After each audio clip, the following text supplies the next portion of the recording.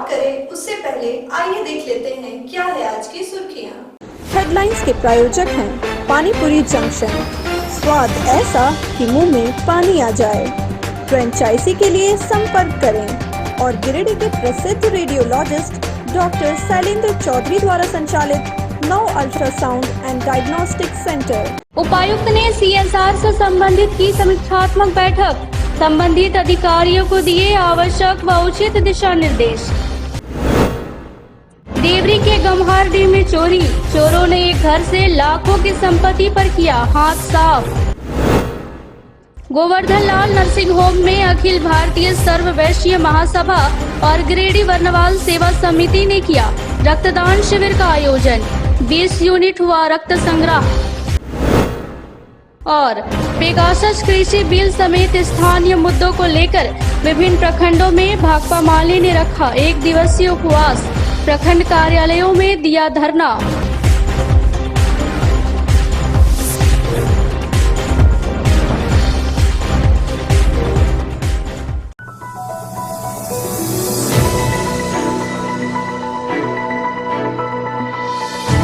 कोविड-19 संक्रमण एवं कोविड के संभावित तीसरी लहर को देखते हुए सुरक्षा के दृष्टिकोण से आगामी स्वतंत्रता दिवस समारोह को पूरे जोश एवं उत्साह से मनाने के लिए सभी आवश्यक तैयारियों को दुरुस्त करने के लिए शुक्रवार को समाहरणालय सभागार कक्ष में उपायुक्त राहुल कुमार सिन्हा की अध्यक्षता में वरीय पदाधिकारियों, सभी संबंधित अधिकारियों एवं अन्य गणमान्यों के साथ एक महत्वपूर्ण बैठक आयोजित की गई।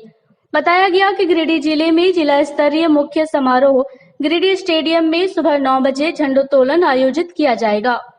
बैठक में उपायुक्त ने कहा कि कोविड-19 के मद्देनजर राज्य सरकार द्वारा जारी दिशा निर्देश के आलोक में एक्सेस कंट्रोल का अनुपालन करते हुए भव्यता के साथ स्वतंत्रता दिवस का आयोजन किया जाएगा। इस वर्ष मुख्य अतिथि के रूप में कृषि सहकारिता एवं पशुपालन विभाग के मंत्री बादल पत्रलेख के द्वारा झंडोत्तोलन किया जाएगा। इसके पश्चात सभी संबंधित कार्यालय प्रधान अपने अपने कार्यालयों में झंडोत्तोलन करेंगे। साथ ही साथ समारोह में सामाजिक दूरी का अनुपालन, मास्क का उपयोग एवं सैनिटाइजेशन का सख्ती से अनुपालन किया जाएगा। इसके अलावा कोविड-19 को देखते हुए सुरक्षा के दृष्टिकोण से अन्य एहतियाती कदम उठाए जाएंगे तथा आउटडोर स्टेडियम में सभी आवश्यक व्यवस्थाएं सुनिश्चित करने हेतु निर्देशित किया गया। पुलिस पदाधिकारी अग्निशमन पदाधिकारी द्वारा आगामी 15 अगस्त की तैयारियों के लिए जिला स्तरीय बैठक की गई है और सभी अधिकारियों को उनके दायित्वों से अवगत करा दिया गया है। इस वर्ष माननीय मंत्री महोदय के द्वारा झंडोत्तोलन की कार्रवाई की जाएगी। श्रीमान बादल पत्रलेख जी को मुख्य अतिथि के रूप में राज्य सरकार के द्वारा निर्देशित किया गया है।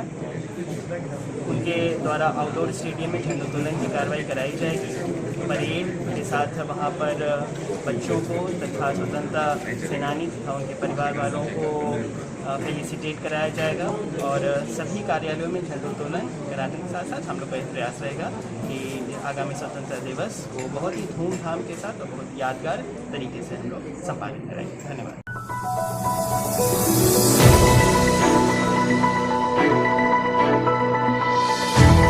आगामी पर्व त्योहारों में विधि व्यवस्था संधारण को लेकर शुक्रवार को शहरी इलाके में दंगा निरोधक दस्ता रैपिड एक्शन फोर्स के द्वारा फ्लैग मार्च किया गया।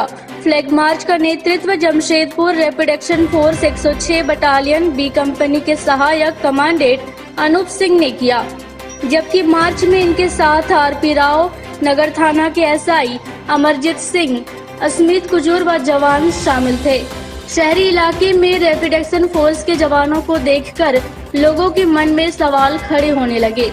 हालांकि थोड़ी देर बाद स्पष्ट हो गया कि विधि व्यवस्था को लेकर फ्लैग मार्च किया जा रहा है।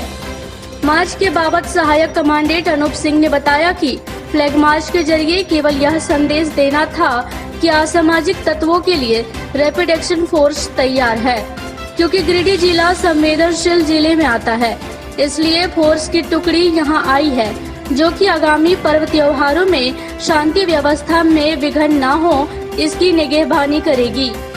बताया कि रविवार को शहर के बुद्धिजीवियों के साथ एक बैठक भी रखी गई है।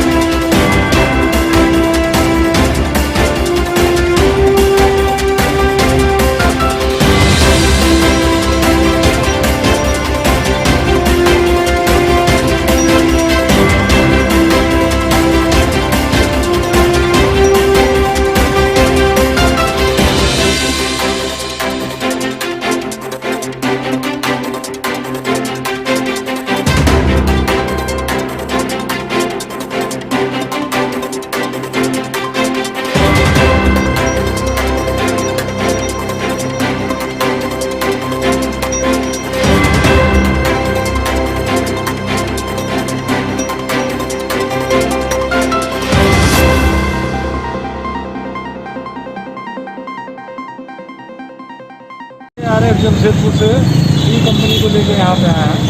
मेरा नाम अनूप सिंह असिस्टेंट कमांडर। ये फेमिलाइजेशन एक्सरसाइज है जो कि हर साल जो भी बटालियन का कार्य क्षेत्र होता है उसमें किया जाता है। उसी के संदर्भ में हम लोग आए हैं यहाँ पर और इसको इंग्लिश में फेमेक्स बोला जाता है, फेमिलाइजेशन एक्सरसाइज। तो कराने का मकसद ये होता है कि जिले के जो भी संवेदनशील इलाके हैं जहाँ पे कम्युनल वायलेंस पहले हो रखा है या हो सकता है, उस जगहों को हम लोग चिन्हित करते हैं, उस जगह पे फ्लैग मार्च करते हैं, अपना प्रेजेंस दिखाते हैं ताकि भविष्य में अगर कोई इस तरह की घटना होती है तो इस घटना को जो भी फोर्स यहाँ आ रही है उसको पहले से पता हो कि कौन कौन सा इलाका जो है संवेदनशील है, किस किस इलाके में पहले घटनाएँ हुई है, ताकि जो फोर्स है उसको रेडीमेड इंफॉर्मेशन हो और आके तुरंत वो कार्रवाई करें। अस्पताल यहाँ पे कहाँ है, पूजा के स्थल कौन से हैं, मंदिर कहाँ है, मस्जिद कहाँ है, पॉपुलेशन जहाँ पे Hindu Muslim population mix population जहाँ पे ज़्यादा है, जहाँ की संभावना है इस तरह के दंगा होने की, इसके लिए ही हमारा होता है। इसमें 7 दिन का टोटल एक्सरसाइज होता है। 2 दिन हम लोग फ्लैग मार्च करेंगे, एक दिन आपके जो यहाँ के बड़े ऑफिसर्स हैं उनसे मुलाकात करते हैं जो कि कल हम लोग कर चुके हैं। इसके बाद एक दिन हम लोग गेम खेलेंगे, एक दिन जो है यहाँ के पंचायत के मुखिया और इनसे मिलेंगे। कुल मिला के 7 दिन का एक अभ्यास होता है। मकसद इसका यही है कि अगर कोई दंगा हो तो उसको पहले से हमें इंफॉर्मेशन हो कि ये इलाका संवेदनशील है और वहाँ पे जाके फोर्स अपना काम जल्दी से जल्दी शुरू कर सकें। अस्पताल कहाँ है, डिस्पेंसरी कहाँ है, ये सब इंफॉर्मेशन के लिए हम लोग ये एक्सरसाइज करते हैं।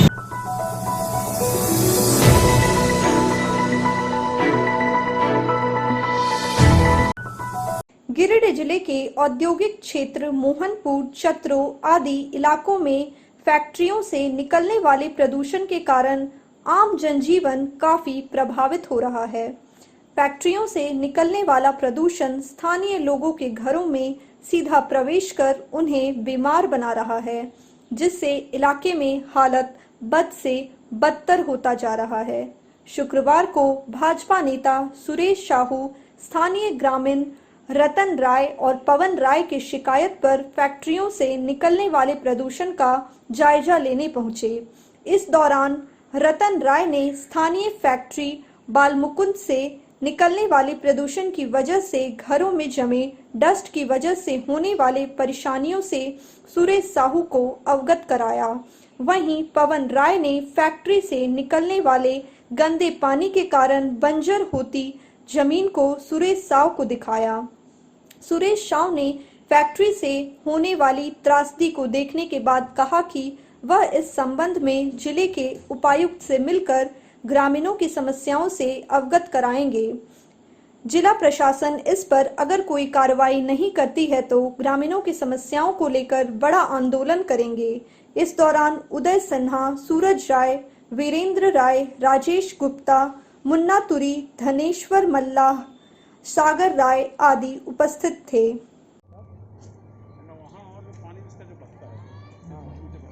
यहाँ से देखिए नीचे से इधर निर्देश करिएगा, हम एकदम यहाँ ये तो बताइए सब जमीन सब बर्बाद हो गई, एकदम निस्वार्थ मैंने देख लिया है।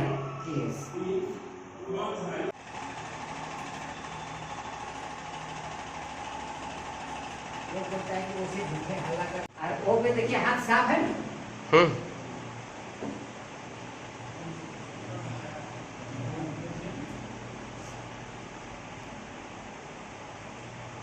छाजा पूरा भरा, जब मच्छरदानी डेली लगता है, डेली खुलता है,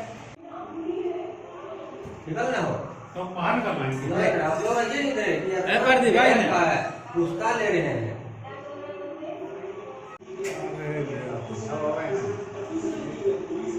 तो उनका क्या बात है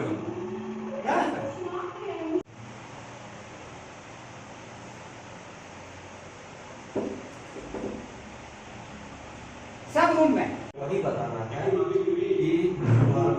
इतना प्रदूषण हो रहा है कि हमारा 3 पवन राय जी का है और किनका किनका है, थोड़ा सा सब गोतिया का मिला जुला है, सब लोग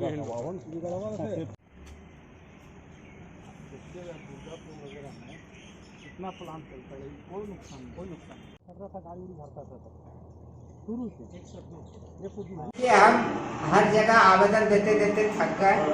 अब खुद आवेदन मेरा आ रहा है ऊपर से कि अब ऊपर ले जाने का।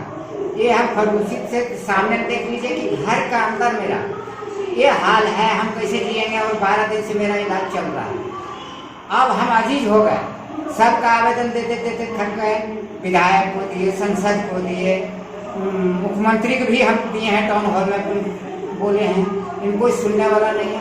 अब हमारा एक ही उपाय है कि पूरा 3 गो परिवार है, एक लड़का है, 2 परिवार अपने हैं।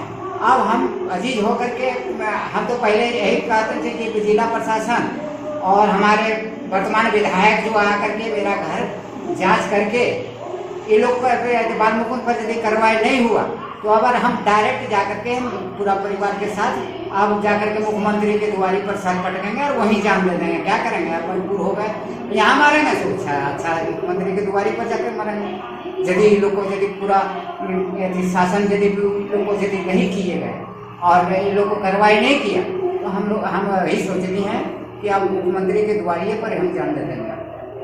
अब हम क्या करें? सुन रहे हैं अजीत जी जानिए रहे हैं। अजीत जी जानिए, जबकि ये नियम है कि जिस एरिया में फैक्ट्री लगता है उस एरिया के जो प्रभावित लोग होते हैं सबसे पहले फैक्ट्री मालिक को उस एरिया का 50% का नौकरी देना चाहिए। नहीं लेवे नहीं, ये नियम है कि हम यहाँ का लोकल आदमी को आधा रखना होगा और उसी मानक पे फैक्ट्री लगाता है। दूसरा है कि आसपास के एरिया को डेवलप करना चाहिए। ये डेवलप किया, देखिए एकदम नरक बना दिया है। ये डेवलप है, इसको यहाँ पे लोगों को कैसे सुविधा मिले उस पर काम करना चाहिए। हॉस्पिटल का व्यवस्था, कोई नर्सिंग व्यवस्था करना चाहिए, कोई स्कूल का व्यवस्था करना चाहिए। ये तमाम चीज़ें लिखी हुई है। हम अभी इस पे देख रहे हैं, इन लोग का अभी इस पे हम और मांगेंगे उपायुक्त महोदय से कि आखिर ये जो फैक्ट्री वाला है बाल मुकुंद स्पंज नाम है ना इसका, ये कितना मानक पूरा किया है इसे, और आगे देख करके फिर नहीं होगा तो हम अगर नहीं अविलंब ये कार्रवाई करते हैं तो हम लोग आगे धरना देंगे, धरना बैठेंगे। क्योंकि ये गरीब आदमी का तो कोई सहारा बनेगा ना भाई। कहाँ जाएगा ये लोग को जान भी जा रहा है, बच्चे पैदा हो रहे हैं, वो विकलांग हो रहे हैं, जमीन भी जा रही है और नौकरी भी नहीं मिल रहा, ना मुआवजा मिल रहा है। तो इन लोग का लड़ाई तो हम लड़ेंगे।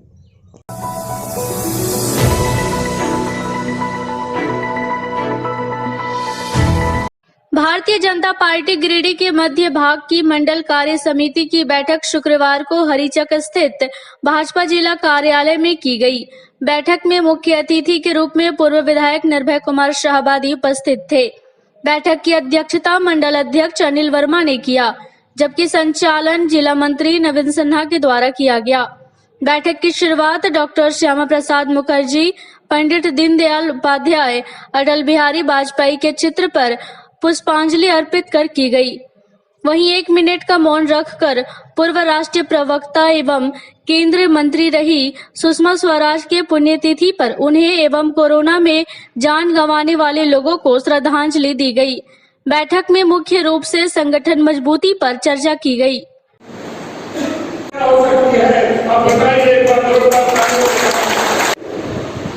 कोई भी आतंकवादी कोई भी सीमा पे आक्रमण होता है, हम अपने आप के अंदर में ये सोच हमारी हमने आपको बताया है।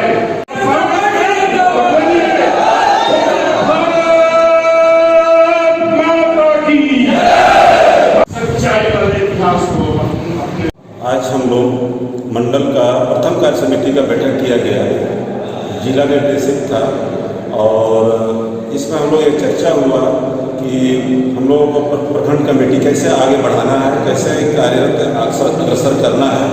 इसमें उपस्थित हुए हमारे जिला के, हमारे गिरिडीह विधानसभा के पूर्व विधायक श्री निर्भय शाहबादी जी, प्रदेश कार्य समिति सदस्य सुरेश साहु जी एवं पूर्व मेयर हमारे श्री पासवान भैया जी और अन्य सभी वरिष्ठ कार्यकर्ता सभी उपस्थित हुए।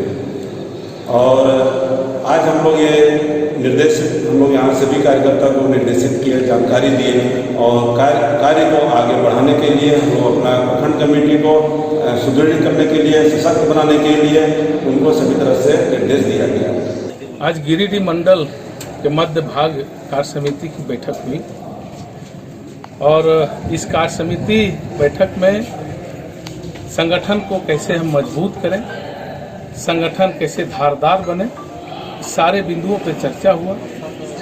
केंद्र से काफ़ी निर्देश आया हुआ है, उसे हमें पालन करना है और जो केंद्र सरकार के द्वारा, मोदी जी के द्वारा जो जन कल्याणकारी योजना जो चल रही है उसको आम जनों तक हम को पहुंचाना है। ये जिम्मेवारी हम तमाम कार्यकर्ताओं पर है। ये सब निर्णय लिया गया। कैसे भारतीय जनता पार्टी यहाँ के जो लोकल मजदूर हैं, यहाँ के जो लोकल व्यवसायी हैं, ट्रक के ऑनर्स हैं, उसके पक्ष में भारतीय जनता पार्टी खड़ी है। और जिस तरह से भारतीय जनता पार्टी ने निर्णय लिया, आप देखे होंगे कि सरकार के जो सहयोगी हैं, इस विधायक के सहयोगी कांग्रेस के लोग भी जब देखा कि जनता के मुद्दा को भारतीय जनता पार्टी ने छू लिया है, बाबूलाल मरांडी जी के नेतृत्व में छू लिया हम लोगों ने, तो जल्दीबाजी में, आनन फानन में उनको भी प्रेस कॉन्फ्रेंस करना पड़ा। चूंकि भारतीय जनता पार्टी जब भी कोई मुद्दा चुनती है तो जनहित में होती है, जनता के हित में होती है। इसलिए भारतीय जनता पार्टी अब चुप नहीं बैठेगी और इस विधायक के जो काले कारनामे हैं उसको उजागर करके रहेगी।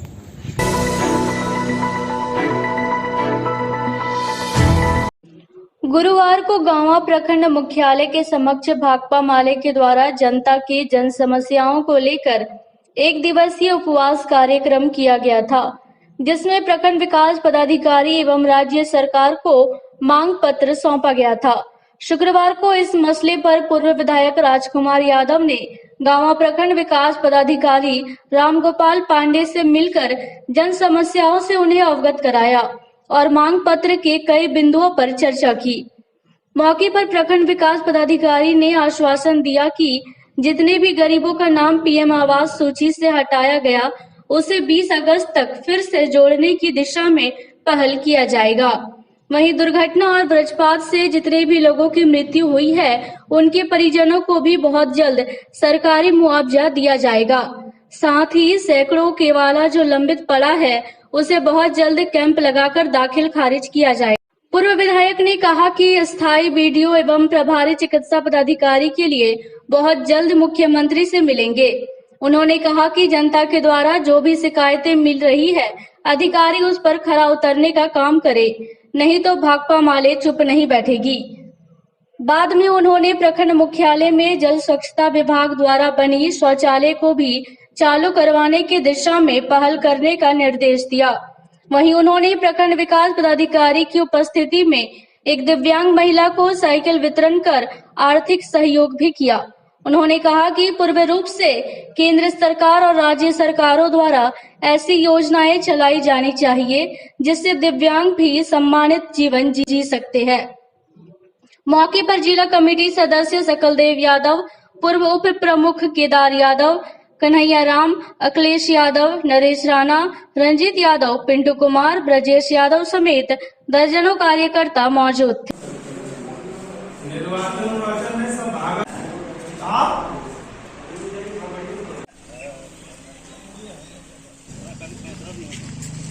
वो लाचार लोग हैं, अधिक शिकायत लेके आवे, जो होने लायक जो काम है उसको अविलंब होना चाहिए।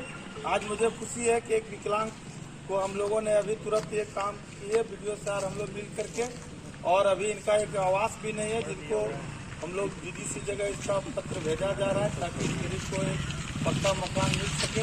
और जो भी गरीब गुरुओं का यहाँ समस्या है, हम अधिकारी से लेकर कर्मचारियों से भी यही अपील करेंगे कि जनता को काम हो, लोग परेशान नहीं हो, हम लोग को पूरा सहयोग मिलेगा। प्रखंड विकास पदाधिकारी से हम लोगों ने जो कल मैंने उपवास और धरना का कार्यक्रम किए थे, उसमें जो हमारी 13 सूत्री मांग थी उसी के संबंध में हम लोगों ने पॉइंट बाय पॉइंट जो है सो बात किए, विमर्श किए। उसमें कुछ पॉइंटों पर सहमति बनी जिसका काम होगा। जैसे पहला है कि जो प्रधानमंत्री आवास में पूरे प्रखंड में 1800 नाम जो मतलब हटा दिया गया था, वो तमाम लोगों का नाम जोड़ने का प्रस्ताव पर सहमति बन गई है और वो बोले कि हर हालत में जो है 20 तारीख तक इसको हम लोग जोड़वा लें। दूसरी बात है कि जो दुर्घटना में या प्रवासी मजदूर हो या दुर्घटना के जरिए या वज्रपात के जरिए जो लोग मारे गए उनकी भी फाइल मांगी गई है और उन लोगों को भी जो है सो सरकार के द्वारा जो 1 लाख देने का जो प्रस्ताव है उस पर भी हम लोगों की बात सहमति बनी है। कार्यकर्ता हैं, इस कार्यों को लेकर के आगे बढ़ेंगे, एक सर्वे करेंगे और चाहे वो किसान का सवाल हो, छात्रों का सवाल हो, नौजवानों का सवाल हो, महिलाओं का सवाल हो, हर समस्या का समाधान हम लोग करेंगे। धन्यवाद।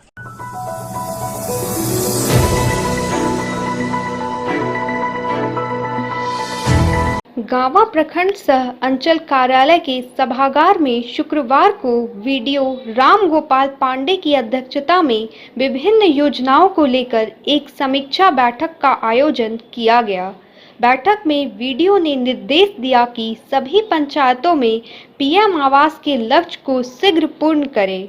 आवास योजना को कोताही बर्दाश्त नहीं की जाएगी। बैठक में मनरेगा योजना के तहत चल रहे बागवानी योजना समेत अन्य योजनाओं की भी समीक्षा की गई। निर्देश दिया गया कि कार्य की गुणवत्ता का ध्यान रखें।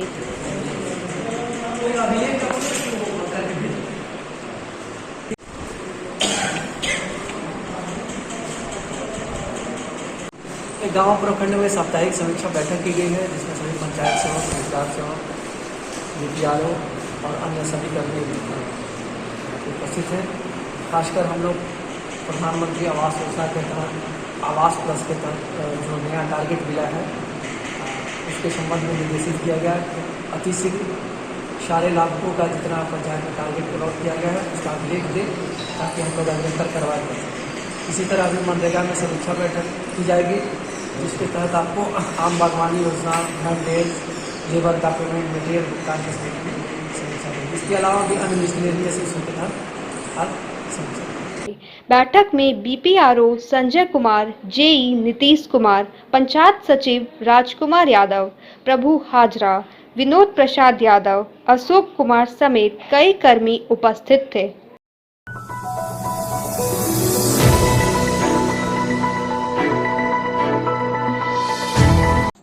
गांवा प्रखंड अंतर्गत सांख पंचायत के ग्राम बेंड्रो निवासी गुड़िया देवी का घर बीते दिन हुए बारिश में जर्जर हो गया था, जिसके बाद परिवार लकड़ी का खंभा लगाकर किसी तरह मिट्टी के दीवार को रोककर उसमें अपना जीवन यापन कर रहा था। लेकिन बीते रात सभी परिवार घर के बाहर सो रहे थे, तभी अचानक कुछ आवाज आई। देखा तो घर का दीवार गिर चुकी है। पप्पू यादव ने कहा कि हमारे छोटे छोटे 3 बच्चे हैं, अब रात कैसे गुजारेंगे इसकी चिंता है। अभी 2-2.5 साल से लॉकडाउन चल रहा है, हम घर में बैठे हुए, हम लोग अभी ऐसे मजदूरी करके खा रहे हैं। हम लोग जब बारिश चालू हुआ था तभी से हमको पता था कि दरार पड़ गया घर में, तो हम लोग खूटा उटा लगाए थे और उसी दिन से हम लोग बाहर सो रहे थे और अचानक देखे रात में तो आवाज़ आया तो घर मेरा गिर गया। अब यही हम सरकार से निवेदन करते हैं कि हमको कुछ सहायता किया जाए, हम लोग घर से बेघर हो गए हैं। इधर घर गिरने की सूचना पर भाकपा माले युवा नेता अखिलेश यादव पहुंचे और परिजनों को सरकारी लाभ दिलवाने का भरोसा दिया। आज गांवा प्रखंड अंतर्गत सांख पंचायत के ग्राम बेंड्रो में हमें सुबह एक सूचना मिली थी कि एक गरीब और असहाय व्यक्ति पप्पू यादव का घर गिर गया है और इस दौरान हमने स्थल पर आकर के देखा तो आज इस बारिश में इस घर की हालत जर्जर होने के कारण आज इस पूरी घर की स्थिति दयनीय हो गई है। घर गिर चुकी है और यहाँ पे जितने भी कर्मचारी, जितने भी अधिकारी आते हैं और सिर्फ पैसे के दम पे, पैसे के बल पे गरीब लोगों का नाम काट करके पूंजीपति सुखी संपन्न लोगों का नाम इंदिरा आवास में जोड़ने का काम किया जा रहा है। और हम यहाँ प्रखंड विकास पदाधिकारी से मांग करते हैं कि इस असहाय व्यक्ति जो आज बेघर हो गए हैं, इनको जल्द से जल्द सरकारी मुआवजा दिया जाए।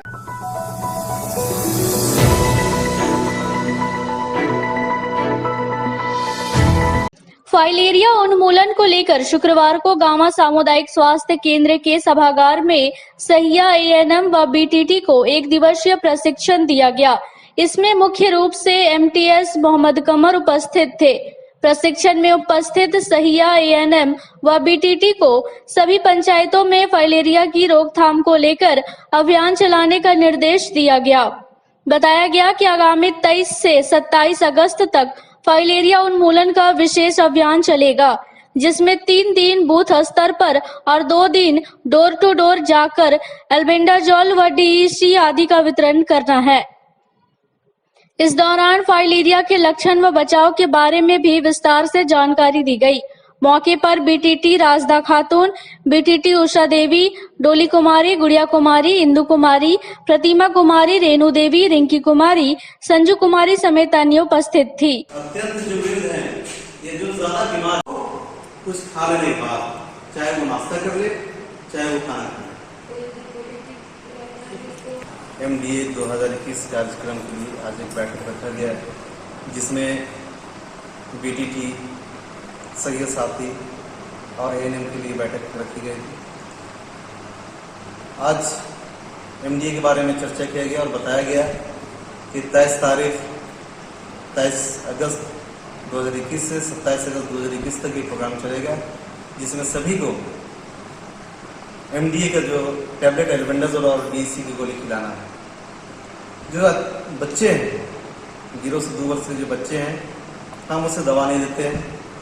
जो गर्भवती माता है उसे दवा नहीं देते हैं, और जो 1 साल से ऊपर है एल्बेंडाजोल की गोली हमें उससे आधा टैबलेट देंगे। बाकी जो डोज चार्ट के अनुसार सभी को बता दिया गया है कि किस प्रकार हमें दवा खिलाना है। उसका आज माइक्रो प्लान वगैरह की तैयारी हो रहा है।